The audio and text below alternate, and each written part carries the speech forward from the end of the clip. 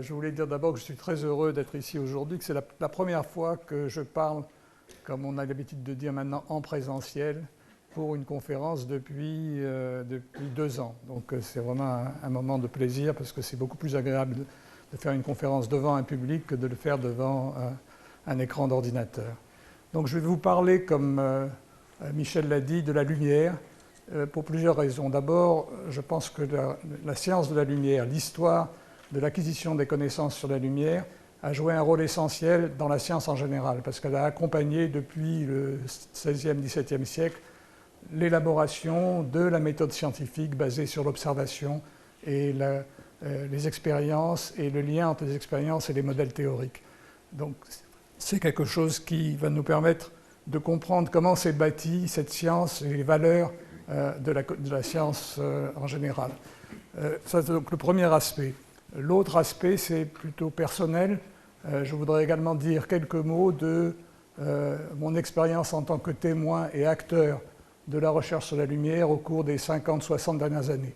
J'ai eu la chance de commencer ma carrière scientifique au moment où le laser a été inventé.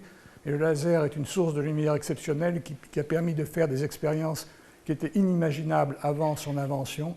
Et on peut dire que le laser culmine en quelque sorte au cours du dernier demi-siècle la science de la lumière, et ce n'est pas fini, comme on va le voir.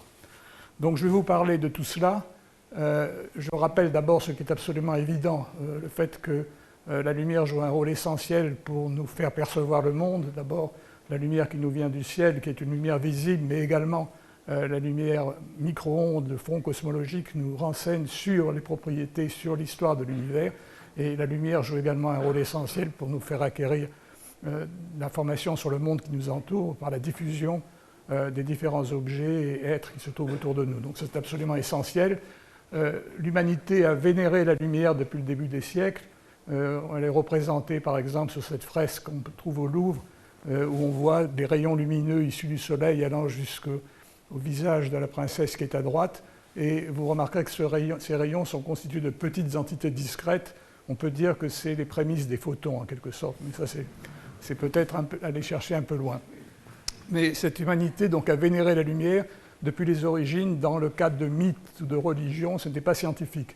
Les premières avancées scientifiques datent de l'Antiquité, du Moyen-Âge musulman, mais elles sont restées très qualitatives, et je commencerai mon histoire à partir du XVIIe siècle, lorsqu'on a commencé à faire des mesures et à relier les propriétés de la lumière à des résultats quantitatifs et à associer les mathématiques à la physique.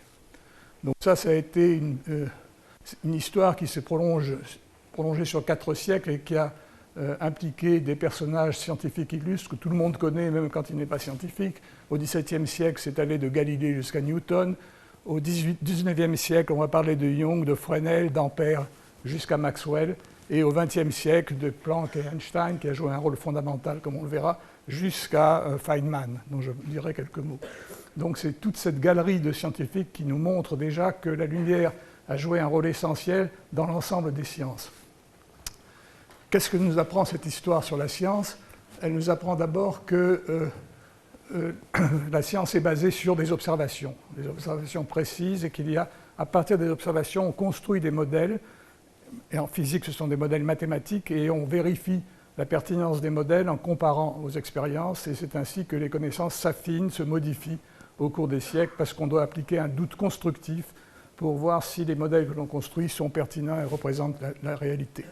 Un deuxième point qui est essentiel, c'est le lien entre ce qu'on appelle la recherche fondamentale et la technologie. La recherche fondamentale n'est possible que si on dispose d'instruments de mesure. Et je vous montrerai en particulier que l'invention de la lunette astronomique et l'invention de la première horloge précise ont joué un rôle essentiel pour comprendre les propriétés fondamentales de la lumière.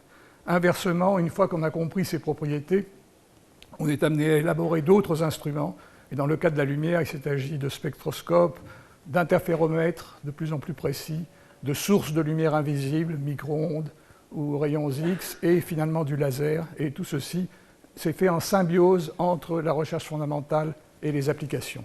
Et finalement, l'invention de ces instruments a permis d'affiner les observations jusqu'au moment où on s'est rendu compte qu'il y avait des choses qu'on ne comprenait pas en physique classique, et ça a conduit à la théorie de la relativité et à la physique quantique, dont les technologies émergentes ont modifié et bouleversé nos conditions de vie au XXe siècle.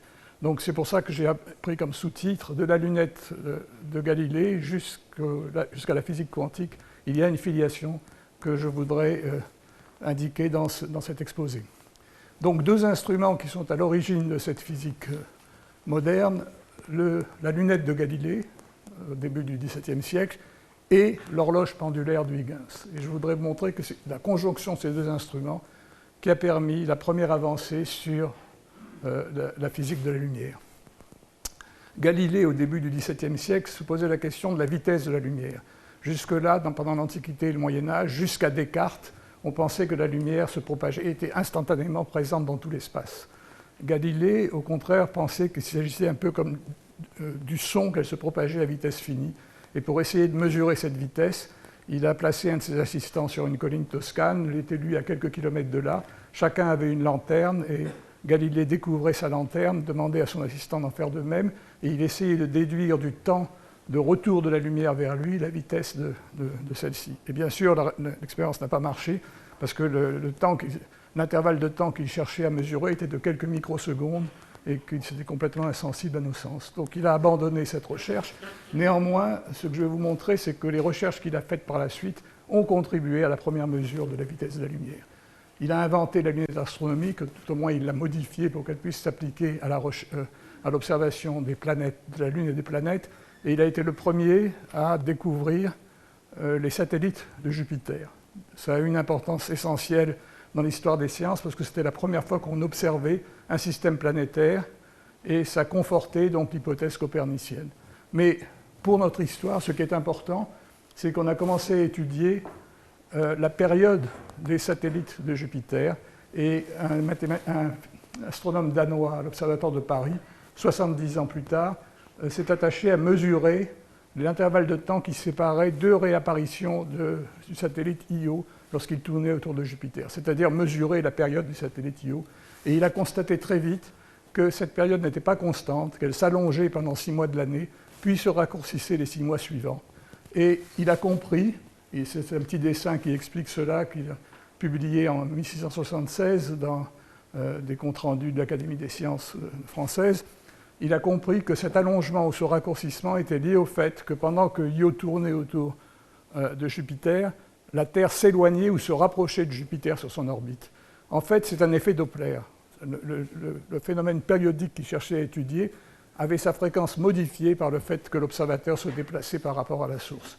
Et cet effet Doppler, il l'a expliqué, et on a conclu que le retard accumulé sur les 6 mois de l'année était d'à peu près 17 minutes, et que ces 17 minutes devaient représenter le temps que mettait la lumière à parcourir le diamètre de l'orbite terrestre. Le problème était que cette orbite terrestre était inconnue, et il a fallu à la même époque la déterminer.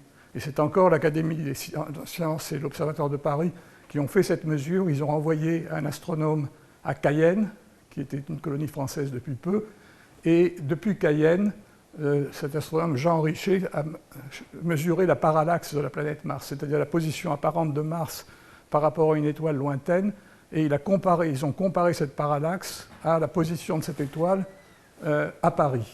Et il y avait une petite différence angulaire de l'ordre de 20 secondes d'arc. À partir de là, par trigonométrie, connaissant l'ordre de grandeur de la distance de Cayenne à Paris, ils ont mesuré finalement la distance entre la Terre et Mars au moment de la conjonction, lorsque le Soleil, la Terre et Mars étaient alignés comme je le montre sur cette figure. Donc à partir de là, 53 millions de kilomètres entre la Terre et Mars, on peut, à l'aide des lois de Kepler, puisqu'on connaît le rapport entre le rayon de l'orbite de Mars et celui de la Terre, connaissant les périodes et appliquant la troisième loi de Kepler, on peut en déduire que le rayon de demi-grand axe de Mars est à peu près 1,5 fois celui de la Terre, et par une simple règle de 3, on obtient ainsi la distance Terre-Soleil, et se servant des 17 minutes de décalage, on a déduit une vitesse de la lumière. À l'époque, avec Huygens et Romer, on l'ont évaluée à 200 000 km par seconde, ce qui était le bon ordre de grandeur. J'insiste sur le fait que cette mesure n'était possible que parce qu'on disposait d'horloges précises. L'horloge d'Huygens avait la précision qu'il fallait pour cela. Si elle avait été 3 ou 4 fois moins précise, eh bien cette mesure aurait été impossible. Donc vraiment, c'est une avancée de la science qui a été liée à une avancée de la technologie. Quelques années plus tard, une nouvelle mesure astronomique basée sur un autre principe a été faite par Bradley.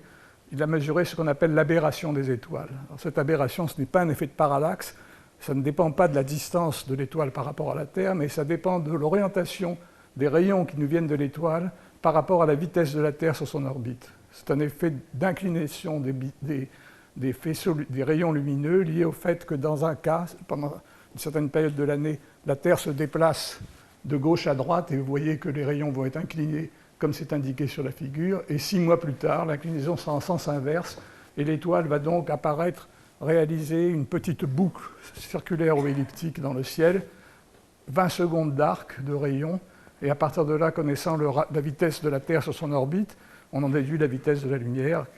C'est à partir de là que cette valeur d'à peu près 300 000 km par seconde a été connue des scientifiques. Je voudrais insister sur les ordres de grandeur. Vous voyez à gauche une illustration, le pendule d'Huygens, c'est donc un pendule qui bat la seconde, qui a une période correspondant à 2 secondes, c'est une fréquence de 0,5 Hz, et une incertitude relative de l'ordre de 10-4. 10-4, c'est 10 secondes, à peu près 10 secondes par jour. Comparez ça aux horloges actuelles, les horloges atomiques au césium, qui sont celles qui sont embarquées dans les systèmes GPS. Ces horloges battent non pas à 1 demi-Hertz, mais battent à 10 milliards de Hertz, 9,2 GHz, c'est-à-dire 10 ordres de grandeur plus rapides. Et il y a une règle qui s'est manifestée, qui a été prouvée exacte depuis le XVIIe siècle, c'est que l'incertitude sur la précision du temps est directement proportionnelle à la vitesse, à la période. Plus la période augmente, plus on compte d'oscillations par seconde, plus ces horloges sont précises. Et vous voyez que la précision, l'incertitude est devenue 10-14 au lieu de 10-4, c'est-à-dire que ce n'est pas 10 secondes par jour, c'est de l'ordre de la nanoseconde par jour. En une nanoseconde, la lumière parcourt 30 cm. Et vous voyez qu'on comprend ainsi qu'en embarquant des horloges synchronisées sur un grand nombre de satellites et en recevant les signaux, les impulsions micro-ondes que ces satellites envoient sur nos détecteurs, sur nos téléphones cellulaires par exemple, on peut par simple triangulation trouver notre position sur la Terre au mètre près ou à quelques mètres près. Et ça, c'est rendu possible par la précision de ces horloges. Vous voyez également que maintenant la vitesse de la lumière, grâce à cette précision, atteint une précision extraordinaire. On a une précision de l'ordre inférieur au mètre par seconde, ce qui fait d'ailleurs qu'on a abandonné l'idée de mesurer la vitesse de la lumière. On se sert de cette vitesse fixée pour définir le mètre.